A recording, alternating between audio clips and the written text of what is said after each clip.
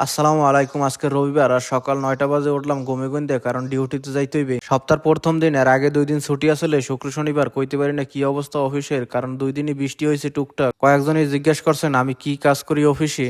একটা অফিসে একজন লোক কাজ করলে ম্যাটার করে না আপনি কোন বিষয়ে কাজ করেন, সব কাজই একলারই করণ লাগে। ঝাড়ু মোছা চা গাওয়া বানান না হইতে সব কাজই করতে হয়। যাই হোক, অফিসে আইয়া ভিতরে ঢুকে দেখি যে অফিস তো সুন্দর ক্লিয়ার আছে, কিন্তু বাইরে প্রচুর পরিমাণে ধুলোবালু জমে গেছে, যেগুলো ঝাড়ু দিতে হইবে এখনই। আমার মুদিরের ছুটি, উনি আইবে ঈদের 1 সপ্তাহ পরে, আর আমার ডিউটি চলতে থাকবে ঈদের 1 সপ্তাহ আগে আমার ছুটি হইবে। মুদিরের ছুটি হইলেও অফিস খোলা রাখতে হইবে, কারণ অন্য কোনো লোকজন আইয়ে যদি দেখে অফিস বন্ধ তাইলে সমস্যা। যাই হোক, 3টা পর্যন্ত ডিউটি করে রওনা দিলাম বাসার দিকে। বাসায় আইয়ে চিন্তা ভাবনা করলাম আজকের আর মসজিদে যাবো না ইফতার করতে। এই জায়গায় রাস্তায় এক জায়গায় ইফতারি দেয়, এই জায়গায় দেন না বাসায় বইয়ে ইফতারি করবো। যাই হোক, ইফতারি এনে বাসায় বইয়ে অপেক্ষা করলাম আজানের, আর বাসায় সবাই গেছে বাইরের মসজিদে। ইফতার শেষ করে নামাজ পড়ে আইলাম একটু মার্কেটে, কারণ এক ভাই কইছিল এই সময় এই রোজার ভিতরে ইফতার করো সালাদ দিয়া আর ভোর রাত্রে খাও কিছু শাকসবজি, তাইলে দেখবা তোমার পেট আস্তে আস্তে কমে যাবে রোজার ভিতরেই। কিন্তু এই মার্কেটের ভিতরে কিনতেই দেখেছেন সব জিনিসের দাম বেশি, যাইতে হইবে বাতায় দিয়ে সুন্দর সস্তা দামে সবকিছু কিনে আনতে হইবে। যাই হোক, অনেক সময় ঘোরাঘুরির পরে দিয়ে পানির তৃষ্ণা লাগছে, একটা পানি কিনে বাইরে বাইরে এলাম, আর কিছুই কিনলাম না।